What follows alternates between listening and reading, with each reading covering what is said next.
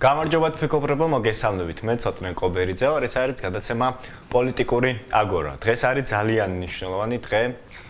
ერთი მარტივი მიზეზის გამო, რომ გირჩი ირჩევს თავის ტოპ 10 პოლიტიკოს წინასაარჩევნოდ, გვაქვს პრაიმერისი და ამ პრაიმერის ყველაზე დაძაბული მომენტია დღეს. რატომ? იმიტომ რომ 5 წუთზე ჩვენ ზუსტად გვეცოდინება, როგორ იქნება გირჩის სია, მისი თანმიმდევრობა, ვის ექნება პარლამენტში შესვლის მეტი, ვის ნაკლები შანსი, როგორ დალაგდა შიდა კონკურენციით ჩვენი სია. ამიტომ მეგობრებო, რო გვესმოდეს, სულ რაღაც დაახლოებით 3 საათი დარჩა, მანამ სანამ ჩვენ გავიგებთ ამ დიდხნიანი პრაიმერის შედეგი როგორ იქნება. გირჩმა დაახლოებით 1 წელი ეს სისტემა ჩაუშვა, ამ 1 წლის განმავლობაში მუდმივად იცვლებოდა პირველ-მეორე ადგილი, მესამე, მეოთხე, მთელი პრაიმერისი ყოველთვის მიმდინარეობდა ესე პირდაპირ და ყოველთვის ბევრი რამე იცვლებოდა, მაგრამ უკანასკნელი დღეები აღმოჩნდა ყველაზე მეტად ცხელი, ყველაზე მეტად დაძაბული. ამ დღეების განმავლობაში გამოჩნდნენ ახალი პოლიტიკოსები, ძველები ხან წი წამოიძიენ, ხან უკან რაღაცა დაიძაბა, ცოტა სიტუაცია იყო კამათი. მოკლედ ბევრი რამე მოხდა ამ დღეებში, ბევრი რამე ხდება კონკრეტულად ამ საათებში, ამ წუთებში ბევრი რამე იცვლება და თვითოულ ჯეტს თუ ფლობთ, გადამწყვეტი მნიშვნელობა. გუში გადავამოწმე 7 ჯედი იყო თუ 30 ჯედი დაახლოებით განსხვავება რომელიღაც ადგილებს შორის. ასე რომ მეგობრებო, ვისაც რა ზალი და ღონე გვაქვს, რაც ჯედი და ფული გვაქვს, მოვაბილიცოთ და ჩვენი საყვარელ პოლიტიკოსი გავიყენოთ კიდევ უფრო მეტად წინა ადგილზე. დღეს მე გადაცემაში დამეხმარება საბა გვეტყვის როგორი არის ეხლა დღევანდელი გირჩის კონკრეტული ამ მომენტის და დროის მონაცემები და როგორ მიმდინარეობს პრაიმერისი. საბა, შეგვატყობინე რა ხდება. მოგესალმებით ცოტნე, მივესალმებით ჩვენს მაყურებელს და ახლა მოდით ნახოთ თუ ამ ეტაპზე როგორია ჩვენი ათეული, აი ეკრანზეც ხედავთ. მეტნაკლებად მოსალოდნელი სია, რაც ზოგადად ჰქონდა ჩვენ გირჩის მხარდამჭერებს მოლოდინები. ხედავთ, პირველ ადგილზე არის ზურაბ ჯაფარიძე, მეორეზე არის იაგო ხვიჩია, მესამეზე ვახტანგ მეგრელიშვილი, მეოთხეზე ალექსანდრე აქვიაშვილი, მეხუთეზე ეს ახლად გამოჩენილი როგორც შენ აღნიშნე პოლიტიკოსი გია ჯაფარიძე, ანუ მე ახლა ჩაერთო ეს რო ვთქვათ ამ ბრძოლაში, მეექვსეზე ლევან ჯგერენაია, მეშვიდეზე ჰერმან საბო, მერვეზე ამირან ტორონჯაძე, მეცხრე გიორგი ლომინაძე და მეათე ვახტანგ ზენაიშვილი. აი ესეთია ჩვენი ათეული ამ ეტაპზე. საინტერესოა დაახლოებით რა მხელა დიაპაზონია ხოლმე და რა განსხვავებები ჯედებში. როგორც ვიცი, ზურასა და ზურას შემდეგ პოლიტიკოსებს შორის არის დიდი განსხვავება, მაგრამ მე უკვე მეტად დაძაბულობა, აი რომ მითხრა, მაინც რა ხდება. აი, პირველ ადგილზე ზურა, რამე თითქმის 19 მილიონი აქვს და მეორე ადგილოსანს, ანუ იაგოს აქვს 14 აქვს. სხვაობა დიდია, მაგრამ აი მეორე ადგილიდან იწყება უკვე შეიძლება ისე ითქვას, ანუ ყველას აქვს შანსი წაიწიოს წინ, მაგალითად აი მესამე და მეოთხე ადგილს შორის სხვაობა არის სულ რაღაცა 120,000 ჯედი, ვახოსა და ალექსანდრეს შორის. და ქვევითაც, ანუ ვინც ქვევით მოდის, აი დაახლოებით მე-7 ადგილამდე აი ჰერმან საბომდე, ანუ ყველას აქვს შესაძლებლობა ზევი წაიწიოს. რამდენიმე საინტერესო ფიგურა არის, რომლებიც ერთმანეთს ადგილს ხშირად უცვლიან. ეს არის პირველი ვახო და ალექსანდრე. ვახო და ალექსანდრე შორის ხან ალექსანდრე იყო წინ, ხან ვახო და დღეს განმავლობაშიც რამოდენიმეჯერ შეიცვალა მათი. აი ხლა ამ წუთას რა განსხვავება არის ვახოსა და ალექსანდრეს შორის? დაახლოებით 160,000-ია თუ არ ვსწრებ სადღაც. ანუ ხა რომ გამოჩნდეს ვინმე 160,000-იანი მხარდაჭერი, შეუძლია თქვა ეს ამ სიაში ალექსანდრე ზევით. და ყველაზე მნიშვნელოვანი ადგილები არის ეს მათ შორის. საკვანძო არის მესამე მეოთხე ადგილი. რაღაც ბევრისთვის ისეთია, ხო, საცდუნებელი. ანუ მეოთხეც კაია, მაგრამ მესამე ბევრი რამეს კიდევ უფრო მეტად ცვლის. კვლევიდან გამომდინარე, რაც ბოლოს ვნახეთ, ანუ გიჩს კონდა 2% რეალურად, ანუ 2-3 კაცია ესეთი მოლოდინი მაგ ყოველ შემთხვევაში და მესამე ადგილი საკმაოდ მნიშვნელოვანია ამ სიაში. ასევე მაინტერესებს ჩვენი კოლეგა, გადაცემა რომ იყავს გიორგი ლომინაძე. გიორგი ლომინაძეს ძალიან ისეთი მნიშვნელოვანი ენერგია ჩანდა იმისთვის, რომ სიაში ყოველთვის უფრო მეტად წინ ყოფილიყო. დღრა შედეგები აქვს თუ არის ათეულში? გიორგი ლომინაძე მე-9 ადგილზეა კი 2,290,000 ჯედი აქვს დაახლოებით. მე-9 ადგილზე არის ამ ეტაპზე. ასევე საინტერესო არის კიდე ორი დუეტის დაპირისპირება, ეს არის ჯგერე და ჰერმანი. ჯგერე და ჰერმანი არის ადამიანები, რომლებზეც აი ვერ ეწყონდნენ ხოლმე რომელი ეთქვა ცოტა წინ, ცოტა უკან და ხშირად ორივეს რაღაცად ერთდროულად ასახელებდნენ, რომ ორივეს ხუთეულში ყოფნა უნდოდათ.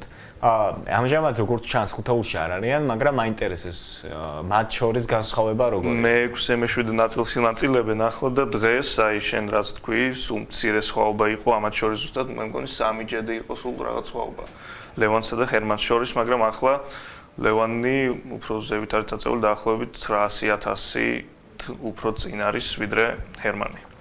საბა, მე მაინტერესებს უკვე ესე რომ მივუდგეთ, თვითონ ხარდაჭერების ოდენობით ვის როგორ აქვს ხარდაჭერის ოდენობა, მაშინ სია როგორ იქნებოდა, რომ არა გირჩული მერიტოკრატია. ხარდაჭერების რაოდენობა ახლა აქ არ ჩანს, რადგან პორტალი გადატვირთულია, მაგრამ ამის ნახვა შეგვიძლია თვითონ პერსონალურ გვერდზე გადასვლისას, პოლიტიკოსების გვერდზე გადასვლისას, ახლა საიტით ცოტა სისტემა არის გადატვირთულია და უჭირს, მაგრამ ზოგადად ვიცით, რომ უფრო ხარდაჭერების დიდი რაოდენობა აქვს ზურას მერე თუ არ ვცდები მოდის იაგო, ვახოსა და ჰერმანს შორის სხვაობა დიდი არ არის ხარდამჭერების და მერე მოდის მე მგონი ლევანი და მერე უკვე ეგ ზუსტად რიცხვები არ ვიცი როგორ არის. საბა, ასევე საინტერესო არის გია ჯაფარიძის кейსი.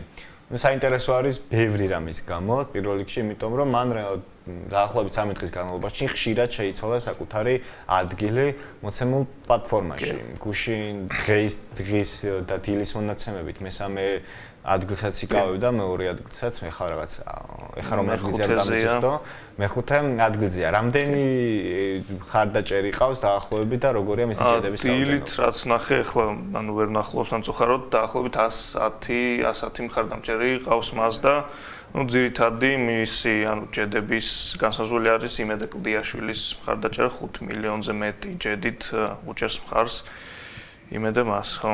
აი 12,300,000 ჭედი აქვს გიას მეხუთე ადგილზე. საბა, მაშინ მოდი ახლა უკვე აქ ახლა პოლიტიკოსები არ ყავს. რაღაც ბევრი რამის გამო დავიბენი, ხო პოლიტიკოსები მეყოლებოდა, ყველას ვერ დავატებთ. გარედან სტუმრის მოყვანაც ირაციონალურია დღეს ჩვენთვის მნიშვნელოვანი დღეა. შემდეგი გადაცემა. მე და შენ ვარ და მაინტერესებს თვითონ შენი დამოკიდებულებები და პრეფერენციები რომ მითხრა. აი დღეს დილით კიდე გადავხედე ჩემს სიას გადავანაწილე. ну ძირითადად პროცენტობას გეტყვით, ბევრი ჯედი არ მაქვს, მაგ დაახლოებით 30,000, მაგრამ რაღაც ესე ხარდაჭერის გამოხატვა ჩემთვის მნიშვნელოვანი იყო ნაწილობრივ და 10% მივეცი აი სის 4-ეულს, ასე რომ ვთქვათ, ყველა ვინც არის აქ, ზურას, იაგოს, ალექსანდრეს ვახოს და იაგოს მივეცი 5-10% უფრო სწორად. 25% მივეცი ჭგერეს, ანუ ესეც ასეულ ამბავის მოხდა. დილით შევედი დაახლოებით 9 საათზე, გადავხედე სიას და ჭგერეს მივეცი 10% ჯედების. და ნუ დადასტურებული არ მქონდა და ჭგერე მეგრევე მომწერა, მადლობა, ნუ დაძაბულობას ჩანს უზის ხალხი და სულ არეფრეშებს და ნახულობს. ამის შემდეგ რაღაცნაირად აი ჭგერესაც ვუთხარი, მეთქი მარკეტინგულად სწორი სლარი და 25% მივანიჭე. ან ზოგადად არა მხოლოდ ამის გამო, ისედაც ანუ ჩემი აზრით ლევანი ძალიან მნიშვნელოვან საქმეს აკეთებს. და ფიქრობ, რომ პარლამენტი იქნება მისთვის ის ადგილი, სადაც ანუ უფრო მეტ სტიმულს გაუჩენს და უფრო მეტ შესაძლებლობას განაგრძობს იმ საქმის კეთება, რაც აკეთებს. საკმაოდ მნიშვნელოვანია. მადლობა საბა, მაყურებელს შევახსენოთ, დარჩა სულ რაღაც 3 საათი. სულ 3 საათი არის. გვეცოდინება შედეგი, დამთავრდება გირჩის პრაიმერიც. ხო, კიდევ მეტად ხო საინტერესო და დაძაბული იქნება გიას ხარდაჭერები რა გადაწყვეტილებას მიიღებენ. გიას ფიგურა რამდენად შეძლებს კიდევ მეტად წინ წაწევას. მოკლედ ძალიან მომწონს რომ საერთოდ მეტად დავინტერესდით ბოლო კვირაში, ბოლო დღეებში და უკვე უფრო მეტად გასართობი გახდა, მეტად საინტერესოა. ინტერესი ჩანს ზოგადად, ანუ ხალხი დაინტერესებულია ასე თუ ისე რაღაც ამ სის ფორმირები და ჩვენს ჯგუფებში, წევრებში, მათ შორის და ბალხშიც აქტიურად იპოსტება, ხალხი პოსტავს თუ თავის პრეფერენციებზე, წერს და მიზეზებს თუ რატომ და ვის უჭერს მხარს. საბა, მოდი ვისარგებლებ შენი აქ ყოფნით, ვიცი რომ შენ ყოველ დღე გაქვს უწმობა სხვადასხვა ნიუსებს. აქედან გამომდინარე, ვიცი რომ ბევრი მნიშვნელოვანი რამე მოხდა, იქ რუას ამბავია, ბევრი საკითხია, თვითონ კალაძის ამბებიც. მოდი რამოდენიმე ნიუსი რომ მითხრა ჩანს გადაცემაში და ოცნაირად უფრო მეტად განვიხილოთ და უკვე რაღაც როგორც სტუმარი ისე მესაუბროთ. თქვი, რუას ამბავი, როგორც ვიცით, საკალათო სასამართლომ 4 წელი მიუსაჯა. და ზოგადად მოლოდინიც იყო, როგორც მისი ადვოკატიც საუბრობს, რომ ამის მოლოდინი იყო, რადგან ეს ანუ პოლიტიკური პროცესია, რადგან რუა ანუ რაღაცა ოპოზიციასთან არის აფილირებული, ანუ თავარი არქივის დამფუძნებელი ერთ-ერთი. ასევე ვიცით რომ სირცხვილიას ფინანსებდა და გვერდში ედგა მათ აქციებზე და ზოგადად ანუ პოლიტიკური პროცესი არის ჩემი აზრითაც გიორგი რუროს დაკავება. მიუსაჯეს 4 წელი. 4 წელი კი. თან ის აღსანიშნავია რომ როგორც ოპოზიცია ამბობს და 8 მარტის ხელშეკრულების ერთ-ერთი პირობაც იყო პოლიტპატიმრების განთავისუფლება. მათ შორის გიორგი რუროს.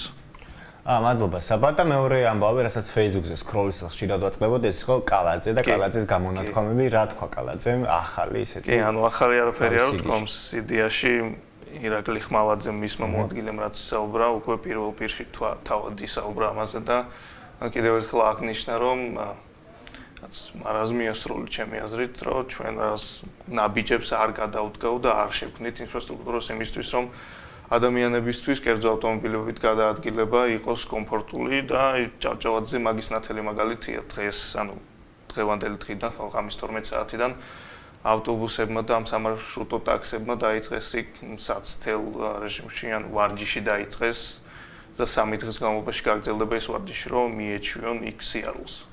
ახალ სისტემაზე რაც ჭავჭავაძეზე გააკეთეს, 3-ზოლიანი გადააკეთეს 1-ზოლიანად. დიდი საცობები იქნება იქ და ძალიან დიდ უკმაყოფილებას გამოიწვევს, მაგრამ ხედავთ რომ ერის მიდგომა, ანუ ეგ დიდად არ აინტერესებს, არ ანაღლებს, ანუ სულ სხვაგან არიან. მადლობა საბამ, ჩემს მაყურებელს კიდე ერთ რამეს ვეტყოდი და შევახსენდი, მათ შორის თუ პოლიტიკოსები გვიყურებენ. კიდე ერთი მარტივი რამე შეიძლება მოხდეს, ხო აქ ყველა პოლიტიკოს საკუთარი წარმოდგენა აქვს, რომელი ადგილით მოახერხებდა პარლამენტში შესვლას. არის დიდად შესაძლებელია თუ რომელიმე პოლიტიკოსმა შეატყო რომ ეს ადგილი მას აღარ აკმაყოფილებს და დიდად მნიშვნელობა არ აქვს, მას შეუძლია კონკრეტულად რომელიმე პოლიტიკოსის ხარდასაჭერად თქვა ეცადოს ეს ჯედები გადანაწილდეს, საკუთარ ხარდაჭერებს მოუწოდეს ამ 3 საათში ესეთი ოპორტუნიტიც არსებობს. ნუ მაგალითად მე გაცეროთ რომ დიდი ხანია ვიცოდი რომ არჩევნებში მონაწილეობას ვერ მივიღებდი.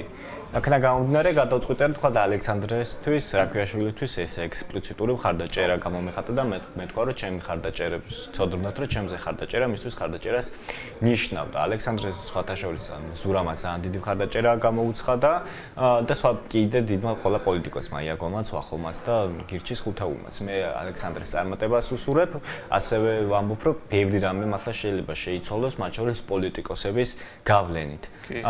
და იმით თამაშით რომ თუ თქვა მე ხავარ მე 13-14 ადგილზე მოვუწოდო ჩემს ხარდაჭერებს რომ თქვა აი მე ვისაც ხარ დაუჭერდა ვისა მიმართებაშიც მეცოდნეობა რომ ეს ანგარიშვალდებულია ჩემთან და ეს ანგარიშვალდებულება გავუჩინო შენ შეგიძლია რომ თუ მე ვერ გამიყვან პარლამენტში აი ეს კაცი გავიყვანოთ მოდი ჩემი ხარდაჭერა ესე ირიბი ანგარიშვალდებულება გავაჩინოთ. მოკლედ მადლობა საბა ჩემთან ყოფნისთვის, მადლობა ჩვენს მაყურებელს, მოვუწოდებ ყველას რომ მაქსიმალურად კიდევ უფრო მეტად დავინტერესეთ, ჩავერთვათ ამ ამბავში და არ ვინანოთ 5-25 წუთზე რაღაცები, 5-20 წუთამდე მოვაგვაროთ ყველა ეს ჩვენი აღსანიშნავია რომ ბოლო, ანუ 10 წუთში ერთხელ ნახდება საიტი და ის ინფორმაცია. და სანდრომაც დაწერა ჯგუფებში რომ ბოლო გადანაწილება უნდა მოხდეს 5-10 წუთზე. 9 წუთზე უფრო სწორად ეწერა ეგრე რომ აისახოს ეს ჯედების შემდეგ. ხო, მით უმეტეს რაც უფრო მეტი ადამიანი არის შემოსული საიტზე, ხედავთ რომ კიდევ უფრო მეტად იტვირთება და ძნელდება. აქედან გამომდინარე, ხო, რაც უფრო მეტად არიქს დავიჭერთ, ამაში კარგის მეტი არაფერი არ ხდება. მოკლედ ძალიან ბევრი ინტრიგა კიდე წინ არის და ნახოთ საბოლოო სია, მე დაგემშვიდობებით, დროებით მეგობრებო.